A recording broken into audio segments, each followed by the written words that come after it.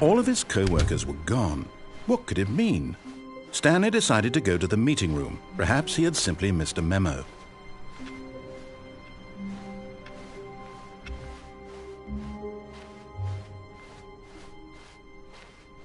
When Stanley came to a set of 2 open doors, he entered the door on his left.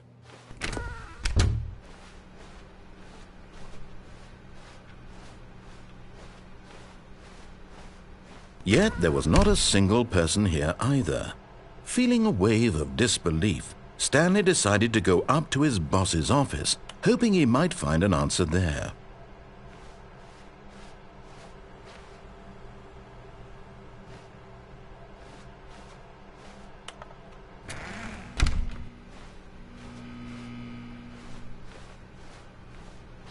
Coming to a staircase, Stanley walked upstairs to his boss's office.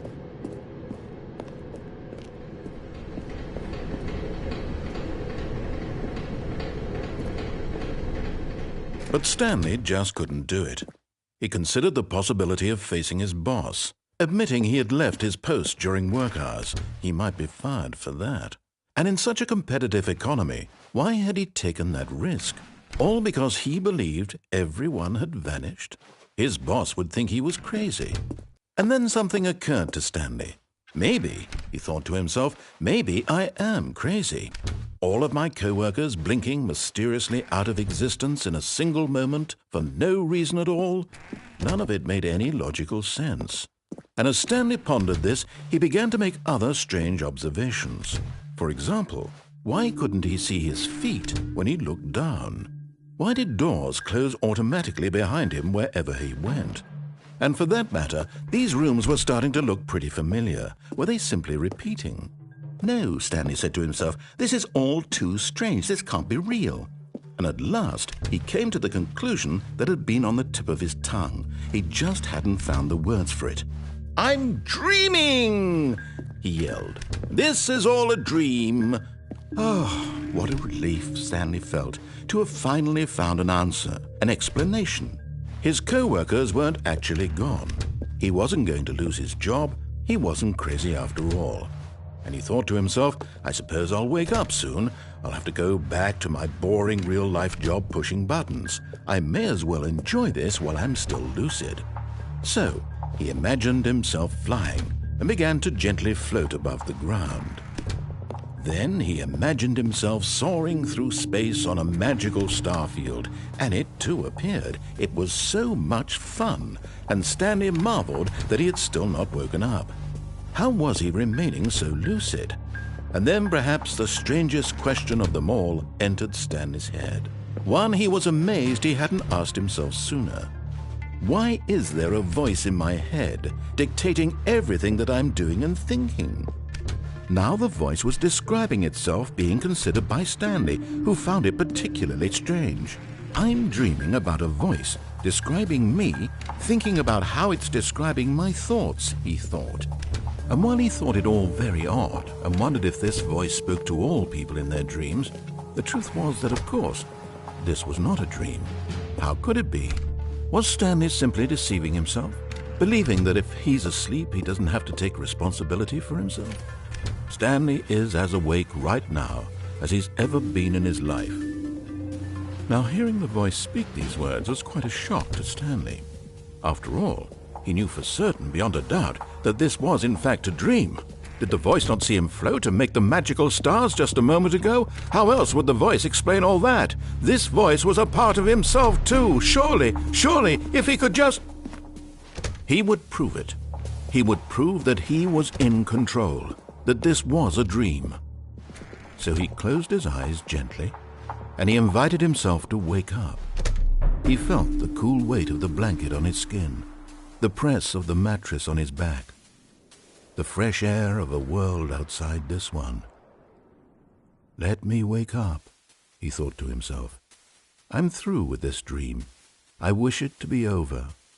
Let me go back to my job. Let me continue pushing the buttons. Please, it's all I want. I want my apartment, and my wife, and my job.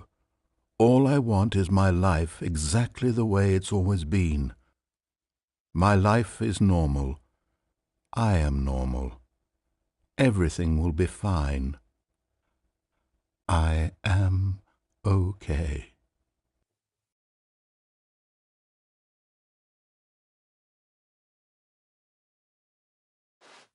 Stanley began screaming. Please, someone, wake me up. My name is Stanley. I have a boss. I have an office. I am real. Please, just someone tell me I am real. I must be real. I must be. Can anyone hear my voice? Who am I? Who am I? And everything went black.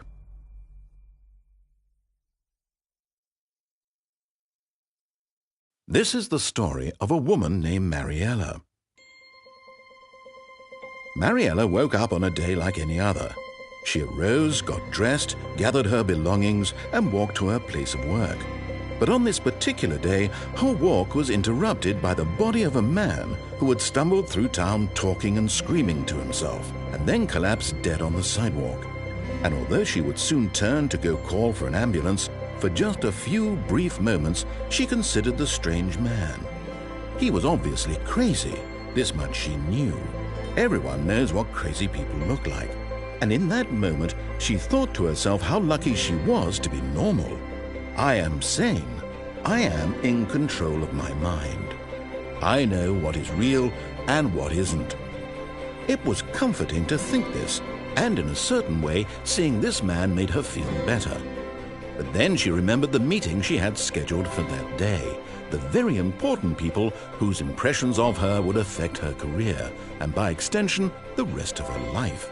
She had no time for this, so it was only a moment that she stood there, staring down at the body. And then she turned and ran.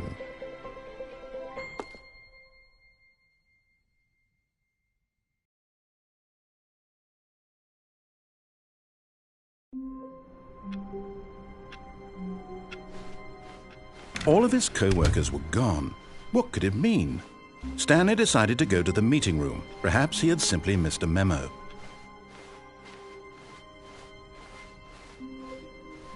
When Stanley came to a set of 2 open doors, he entered the door on his left.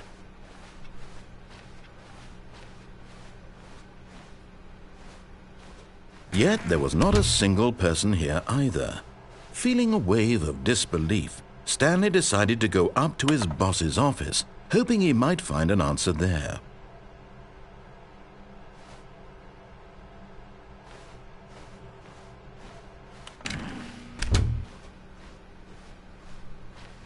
Coming to a staircase, Stanley walked upstairs to his boss's office.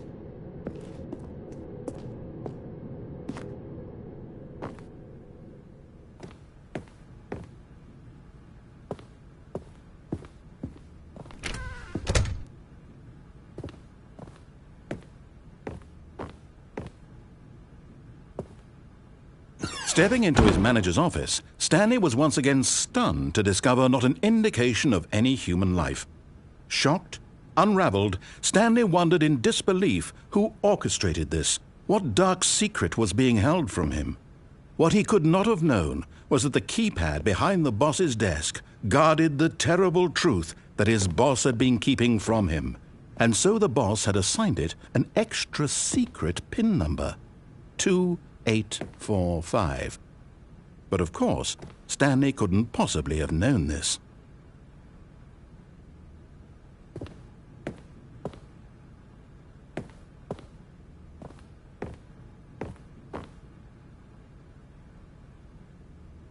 Stanley just sat around twiddling his thumbs, Trying to input anything on the device was useless, since he could never Yet incredibly, by simply pushing random buttons on the keypad, Stanley happened to input the correct code by sheer luck.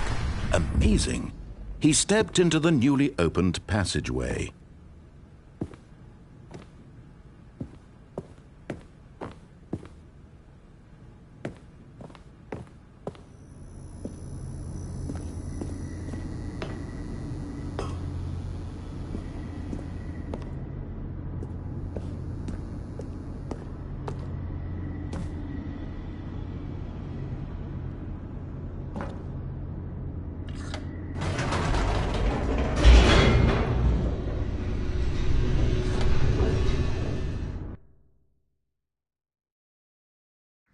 Descending deeper into the building, Stanley realized he felt a bit peculiar.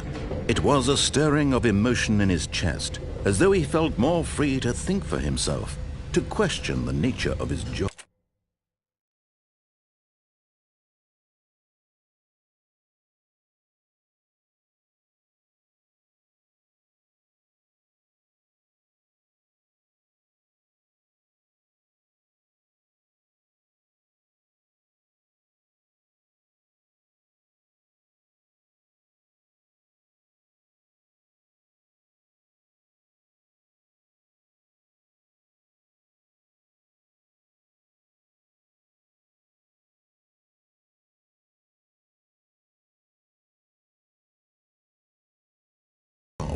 Why did he feel this now, when for years it had never occurred to him? This question would not go unanswered for long.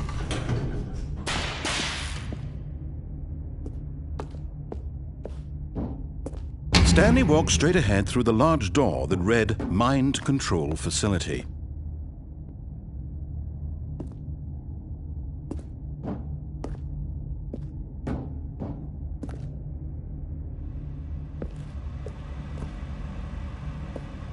Although this passageway had the word escape written on it, but of course Stanley thought better of it and realized he simply had too much to live for.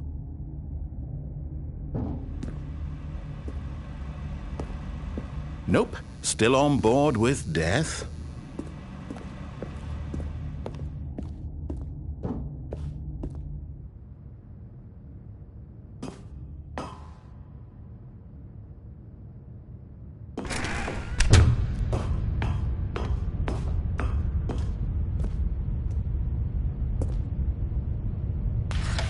The lights rose on an enormous room packed with television screens.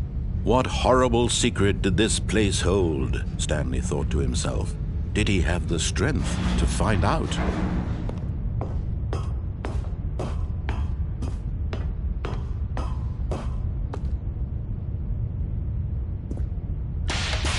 Now the monitors jumped to life, their true nature revealed.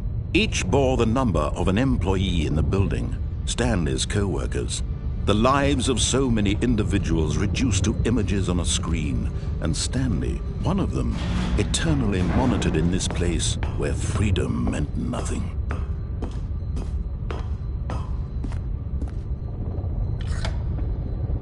This mind control facility, it was too horrible to believe. It couldn't be true.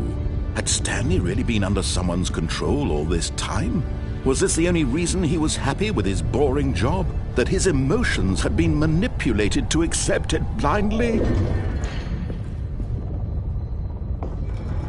No, he refused to believe it. He couldn't accept it. His own life in someone else's control? Never! It was unthinkable, wasn't it? Was it even possible? Had he truly spent his entire life utterly blind to the world? But here was the proof, the heart of the operation. Controls labeled with emotions, happy or sad or content. Walking, eating, working, all of it monitored and commanded from this very place. And as the cold reality of his past began to sink in, Stanley decided that this machinery would never again exert its terrible power over another human life, for he would dismantle the controls once and for all.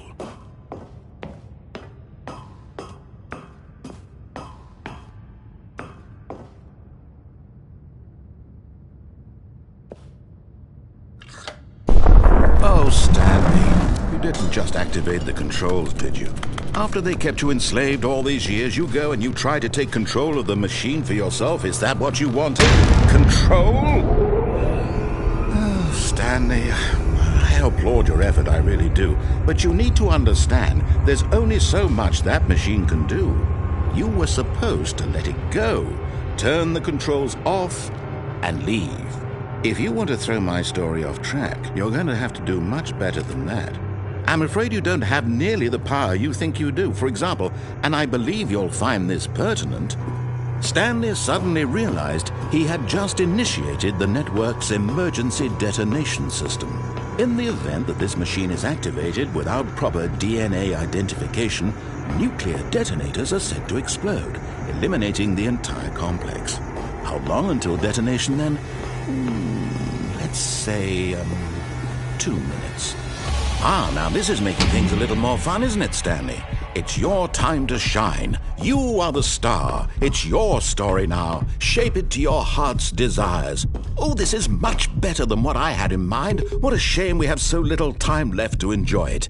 Mere moments until the bomb goes off. But what precious moments each one of them is. More time to talk about you, about me, where we're going, what all this means. I barely know where to start. What's that? You'd like to know where your co-workers are? A moment of solace before you're obliterated? All right, I'm in a good mood. You're gonna die anyway. I'll tell you exactly what happened to them. I erased them. I turned off the machine. I set you free. Of course, that was merely in this instance of the story. Sometimes when I tell it, I simply let you sit there in your office forever, pushing buttons endlessly and then dying alone. Other times, I let the office sink into the ground, swallowing everyone inside, or I let it burn to a crisp. I have to say this, though, this version of events has been rather amusing. Watching you try to make sense of everything and take back the control wrested away from you, it's quite rich. I almost hate to see it go. But I'm sure whatever I come up with on the next go-around will be even better. My goodness, only 34 seconds left. But I'm enjoying this so much. You know what? To hell with it. I'm going to put some extra time on the clock. Why not? These are precious additional seconds, Stanley. Time doesn't grow on trees. Oh dear me, what's the matter, Stanley? Is it that you have no idea where you're going or what you're supposed to be doing right now? Or did you just assume when you saw that timer that something in this room was capable of turning it off? I mean, look at you. Running from button to button, screen to screen, clicking on every little thing in this room. These numbered buttons, no, these colored ones. Or maybe this big red button, or this door. Everything, anything, something here will save me. Why would you think that, Stanley? That this video game can be beaten? Won? Solved? Do you have any idea what your purpose in this place is? Stanley, you're in for quite a disappointment. But here's a spoiler for you. That timer isn't a catalyst to keep the action moving along. It's just seconds ticking away to your death. You're only still playing instead of watching a cutscene because I want to watch you for every moment that you're powerless. To see you made humble. This is not a challenge. It's a tragedy. You wanted to control this world, that's fine. But I'm going to destroy it first, so you can't. Take a look at the clock, Stanley. That's 30 seconds you have left to struggle. 30 seconds until a big boom and then nothing. No ending here, just you being blown to pieces. Will you cling desperately to your frail life, or will you let it go peacefully? Another choice. Make it count, or don't. It's all the same to me, all a part of the joke. And believe me, I will be laughing at every second of your inevitable life from the moment we fade in until the moment I say, happily ever after.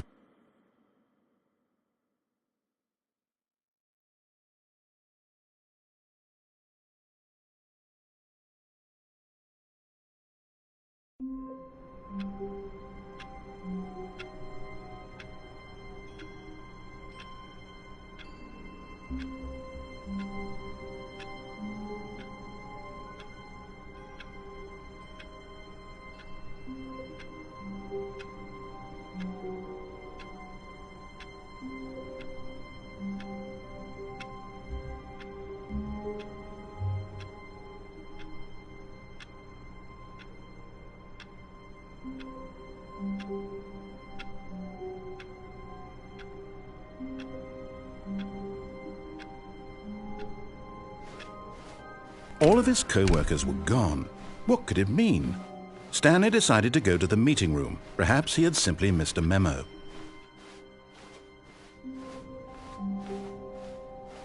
When Stanley came to a set of 2 open doors, he entered the door on his left.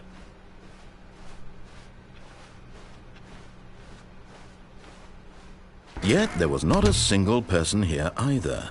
Feeling a wave of disbelief, Stanley decided to go up to his boss's office. Coming to a staircase, Stanley walked upstairs to his boss's office.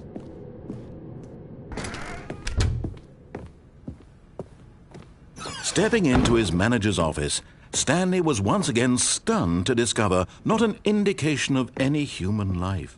What could it mean? Stanley wondered aloud to nobody.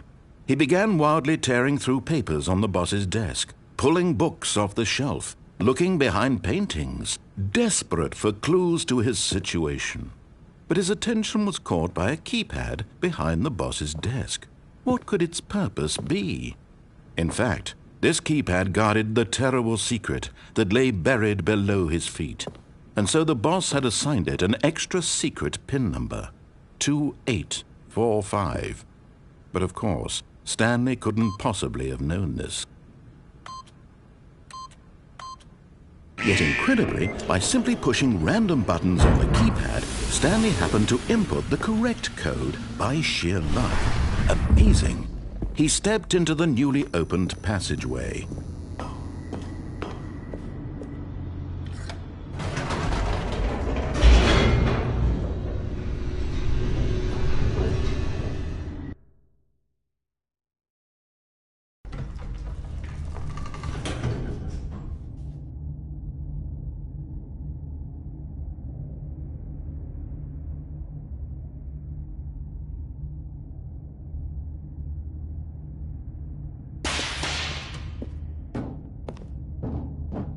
Stanley walked straight ahead through the large door that read Mind Control Facility. Although this passageway had the word Escape written on it, the truth was that at the end of this hall, Stanley would meet his violent death. The door behind him was not shut. Stanley still had every opportunity to turn around and get back on track. At this point, Stanley was making a conscious, concerted effort to walk forward and willingly confront his death.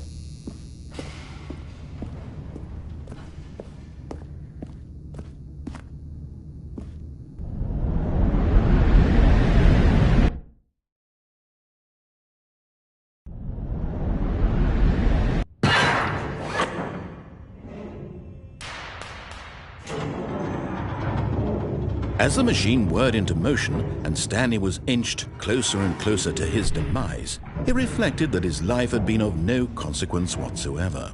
Stanley can't see the bigger picture. He doesn't know the real story, trapped forever in his narrow vision of what this world is. Perhaps his death was of no great loss, like plucking the eyeballs from a blind man.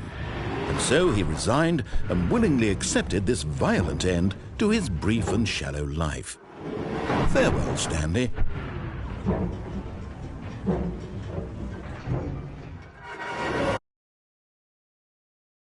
Farewell, Stanley, cried the narrator, as Stanley was led helplessly into the enormous metal jaws. In a single visceral instant, Stanley was obliterated as the machine crushed every bone in his body, killing him instantly.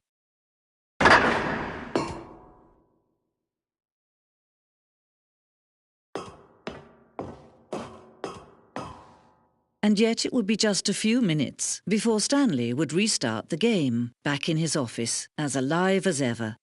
What exactly did the narrator think he was going to accomplish?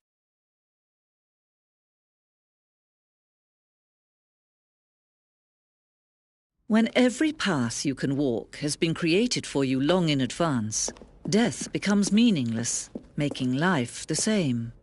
Do you see now? Do you see that Stanley was already dead from the moment he hit start?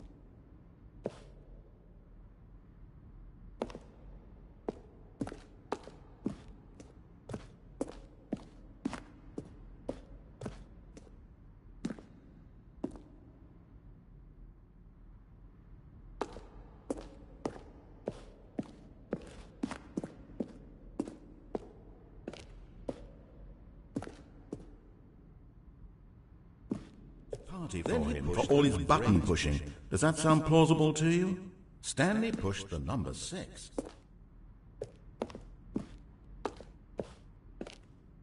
Now look closely, Stanley. See how it's impossible for the player to do anything in this room. Perfect example of Paul.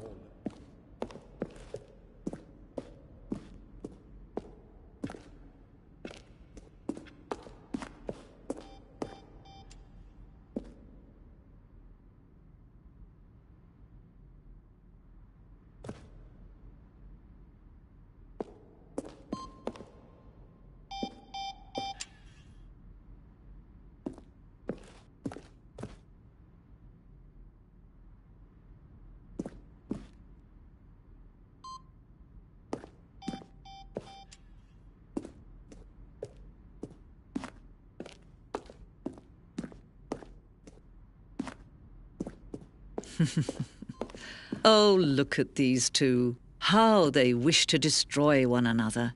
How they wish to control one another. How they both wish to be free. Can you see? Can you see how much they need one another? No, perhaps not.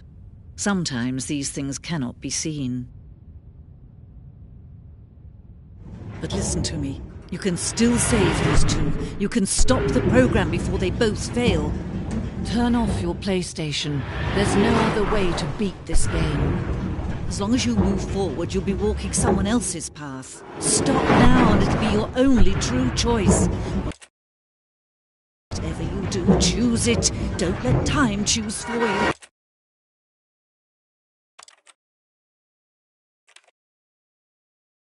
Don't let time...